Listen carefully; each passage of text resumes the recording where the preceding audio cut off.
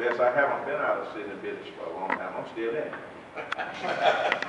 I'm still part of this community. I still stay abreast of the current events. I read the paper. I confer with the commissioners. I talk with the mayor from time to time. And so I'm not out of city business. I'm just not in office right now.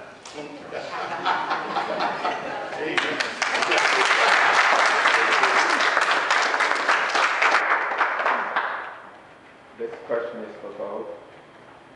First, do you support the SPLOST priority list? Do I support the SPLOST priority list? Before I really give an answer on that, I haven't seen the SPLOST priority list, so I really don't know what I would be supporting if I said I support it or I didn't support it. So I really can't make a definitive answer on that statement. Question, Rob. Mr. Phillips? Yes, okay. I believe Commissioner Hopkins stated that the list was drawn up prior to taking a vote on it. But the list, I voted for CR2 being number 1. I voted for DWTA number 2. And I think it's public information. Yes, it's not. If you ask, the question is, do I support the list? Yes, I support the list, but not its priorities. I think that we should have, and I think we should have done so early on if that's what we want to do. But I also, just say with respect to that, I must say this, and I think it's, in my opinion, it's right, and then of course it obviously may differ with others, is that the SPLOST was passed by the voters, and each of those persons, each of those entities, if you will, that are listed on there, that, okay, DWTA, whatever, and then water and soil, whatever you want, if they were on there, I think that each should receive its fair share.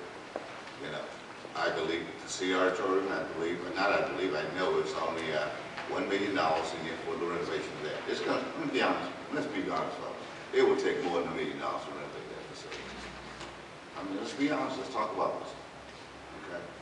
I'm not saying that it should not be done. I'm just saying what it thought. But I believe if you've been designated $500,000, then you should get your share of the and that is, and we recognize that what happens, the SPLOST is just all going to come in perhaps, but each should receive its fair share. Thank you. I have a question for the audience for both, and next I'll start with Mr. First. Please provide your assessment of the City Commission's decision to defer the distribution of voter-approved SPLOST funds for the Downtown Development Authority. Provide what? Your assessment of the city's decision to defer the distribution of the voter-approved SPLOST funds for the Downtown Development Authority. Okay, as I said, by not being in office, but being on current, abreast of current events, and reading the papers and talking with different commissioners and people about this issue, as the mayor alluded to, as I understand it, the city has a priority list. They have money that's allocated to certain projects. City Auditorium, I think, being maybe like priority number 1, if you will allow me to use that vernacular. If the Downtown Development Authority were, quote, promised money or allocated certain funds, if they were given, I think it was like $143,000, $123,000 for the restaurant, and you know, like I said, it's a lot of minutiae in this about this restaurant and the money and whatever. But if it's not going to negatively impact the other projects that they already have. Example, as the mayor alluded to, and this is coming from a builder's perspective, when you start talking about renovation, a lot of times it takes a lot more than you may have originally anticipated.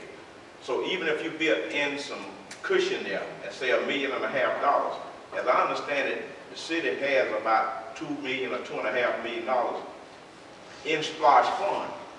So if you could allocate the money for the auditorium, it wouldn't impact it, wouldn't bother it, then maybe you could look at addressing the downtown because of, I guess, the dire need that they have for it. If a restaurant is coming and there's no doubt about them coming, maybe, you know, they could allocate the money. But I think without being right there, I don't know all the particulars of it. So you have to just leave it as it is right now. But I think it's something that needs to be looked at. Thank you.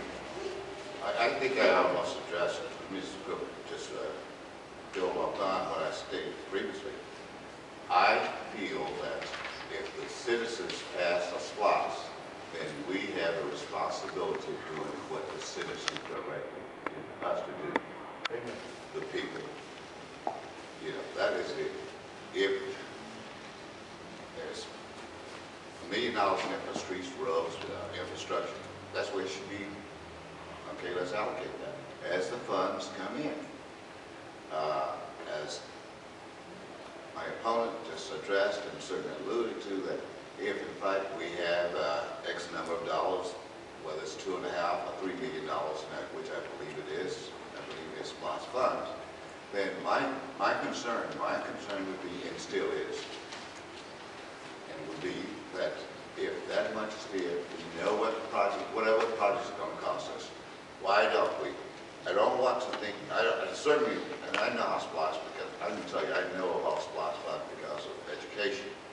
I don't want the community, and I certainly don't want the people feel that we have done anything wrong with those dollars.